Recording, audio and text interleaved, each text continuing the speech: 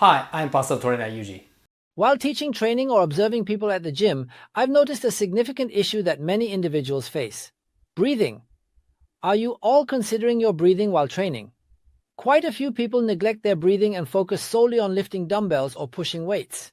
Even when using machines, they often don't think about their breathing and just go through the motions of pulling or pushing without paying attention to it. I think breathing is often neglected, and as a result, people are really missing out. If you breathe according to the correct rules and at the right timing, the contraction and extension of the muscles can become significantly more effective. Weight training is fundamentally about applying load while contracting and extending the muscles. The more you can contract and extend, the more the muscles will develop. However, because breathing is not done correctly, there is a huge loss in the effectiveness of contraction and extension, leading to less contraction and less extension. Well, I think that when this happens, even if you're doing the same number of repetitions and using the same weight in weight training, you're still losing out.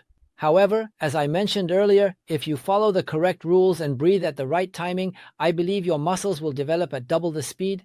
I really want you to focus on your breathing in this regard. First, there are some basic rules for breathing. One common mistake that many people make is thinking in terms of lifting and lowering the weight. If you think about it that way, you might end up lifting like this. This is because when you are in a state of tension or a state of nothingness, if you lean forward with your back and your position changes, you start to think about lifting and lowering, which can lead to confusion. Therefore, you should not think about that. Instead, focus on the fact that the muscles contract and extend as I mentioned earlier. The basic rule is to exhale when the muscles contract, meaning that you should combine the image of the muscles contracting with the image of the lungs contracting when you exhale. When the muscles contract, the lungs also contract, and the air is expelled. It's about merging the idea of stretching with the image of the lungs expanding and inflating. When the muscle stretches, the lungs inflate as you inhale. Therefore, when the muscle contracts, you exhale, and when the muscle stretches, you inhale. This synchronization of muscle contraction and lung expansion is fundamentally the correct rule to follow. First, make sure to grasp this concept properly. As you do this, the benefits will vary depending on the muscles being used. That's one point. I will explain what the advantages are in this context. I would like to explain. Well, in the case of the pectoralis major, there are the lungs behind it, so it is directly related.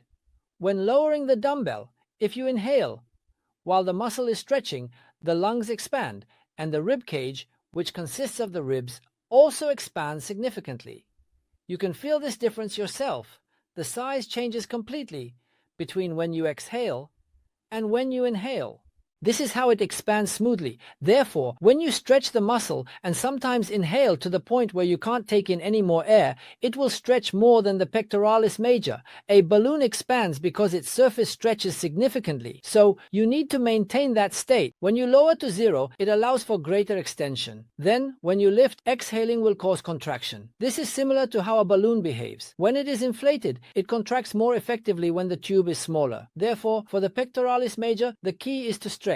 When you lower and inhale, it creates an incredible stretching sensation, making it easier for the muscle to develop. When you lift, exhaling for 1 minute also helps in achieving a sense of contraction. This really has a direct impact. And for the back, the same principle applies. The back also has muscles here. There is ash behind it, but it's exactly the same. The muscles in the back, whether it's rowing or lat pull down, are all the same. When you pull and contract the back, it doesn't matter if you pull from above or from the side. It's the same. The state of the bent over position is also the same. When you pull back and exhale during contraction, you can effectively contract your back muscles. If you can't fully exhale in this position, some people end up exhaling prematurely, which leaves air trapped in the lungs and prevents proper contraction and extension.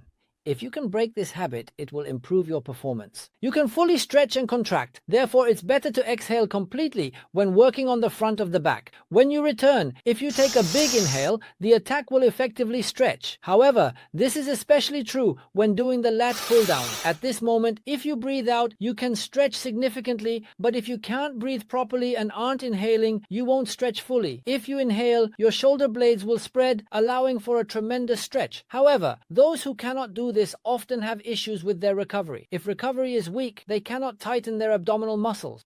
I often exhale, but I currently lack the strength to return, so even while doing this bento bar, I can't exhale properly.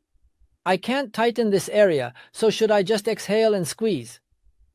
I can't do that, so I'm stopping the air with my throat, which makes it difficult to exhale here. The way I exhale is really important. I tighten my stomach, but if my throat is tight and narrow while I exhale, it doesn't work well.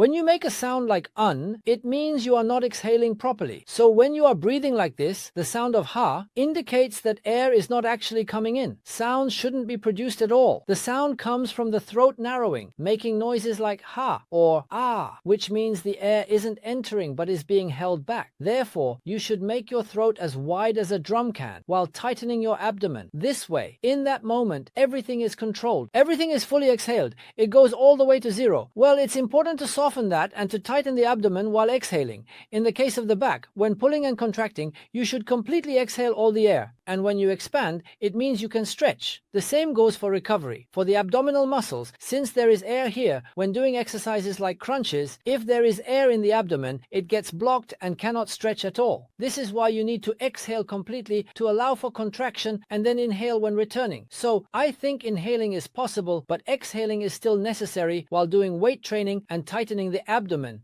You should relax your throat while keeping your abdomen tight. I absolutely don't need any show of gasping or panting. This is a show of stopping. Conversely, from my perspective, it's a show of stopping. So there's no need for a show of gasping while stopping. Just relax. Exhaling when contracting allows for maximum contraction of the abdominal muscles, which expands the range of motion. However, in the case of the shoulders, simply having the lungs in this position does not cause any separate issues. After performing a shoulder press, the triangular muscle contracts. Those who cannot exhale during this contraction do not engage their abdominal muscles, which means the abdomen does not contract. As a result, when the weight is heavy and the shoulders are in a position that makes contraction difficult, the body tends to lean back. You are trying to fall. When you are about to fall, if you can properly engage your core, your abdomen will contract. This means that falling feels like your abdomen is stretching. However, if you can properly engage your core, it can be controlled.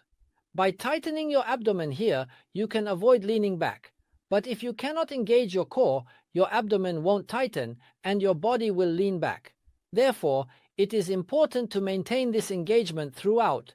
By ensuring that the body does not move backward, it is important to focus on the shoulder press. It is fine to breathe in during the lower half, but during the upper half, you must exhale. In the lower half, you need to brace yourself a bit, so there will be a slight pause. Start from the bottom and make sure to finish exhaling during the top half. Squeeze, squeeze, squeeze. This helps to avoid moving backward. The same applies to the side raise. In performing side raises, if you can't do them in the same way as a shoulder press, your body tends to end up in this position. I can't contract, but I still want to lift, so it ends up like this. If I don't do this, my stomach won't contract or extend. You cannot fix it here. If it cannot be fixed, in that intermediate state, it tends to give way to this pressure and move over here. It ends up like this. If you can fix it, you can firmly stabilize your body here.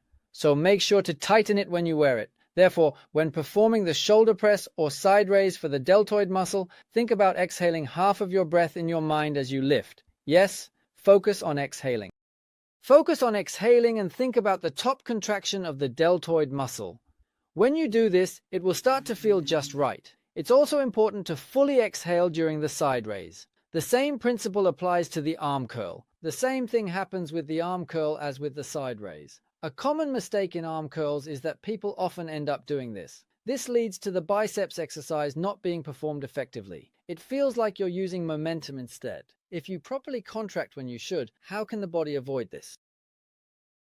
It can be suppressed. When exhaling, during the contraction phase, it tends to feel like this. Well, in reality, the body doesn't actually take this form. It remains still, but this is the state as it is. By pushing this way, it starts to take shape. Therefore, if you want to achieve a strong contraction, it's better to tighten your abdomen firmly. If the previous third days are aligned like this, there won't be any contraction. If you bind it tightly, there will be a stronger contraction. This contraction is absolutely related to the breathing pattern, especially during exhalation. It is important not to disrupt the timing of your exhalation.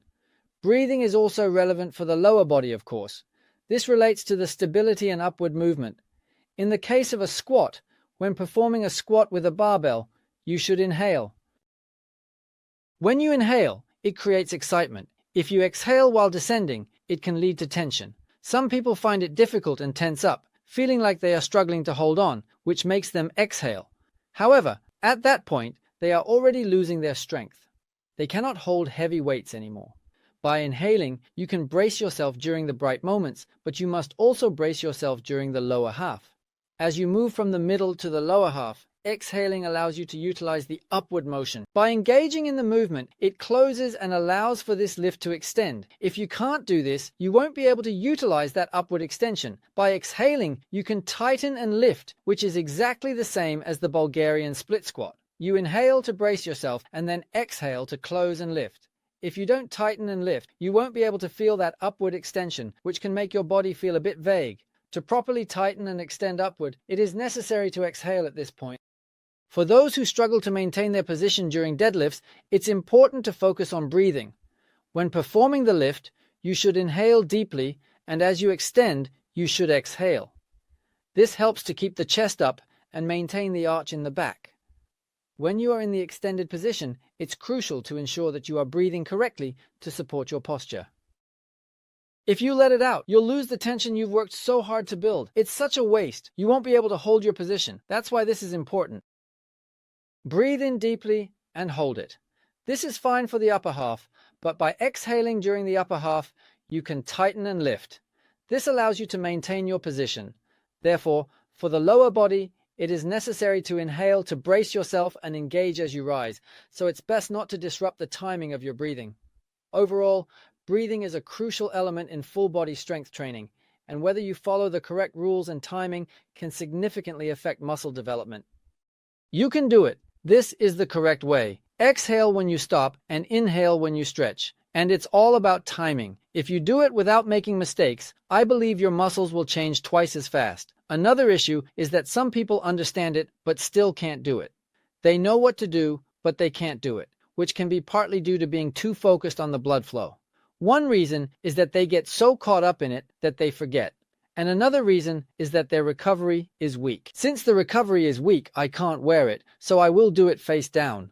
By properly performing the alternate plank, I can engage the abdominal muscles, including the rectus abdominis and obliques, to stabilize the ribs. This allows me to do it correctly, which is why it's beneficial to practice the alternate plank. While I wouldn't say the alternate plank directly strengthens the core, it enables me to exhale while tightening my abdomen. This way, I can achieve better contraction and extension in other strength training exercises. That makes sense. Well, I hope you come back strong for that. Yes, breathing is extremely important. Please make sure not to neglect it and keep working hard on your strength training. Please subscribe the channel and follow my Instagram and X. ありがとうございます。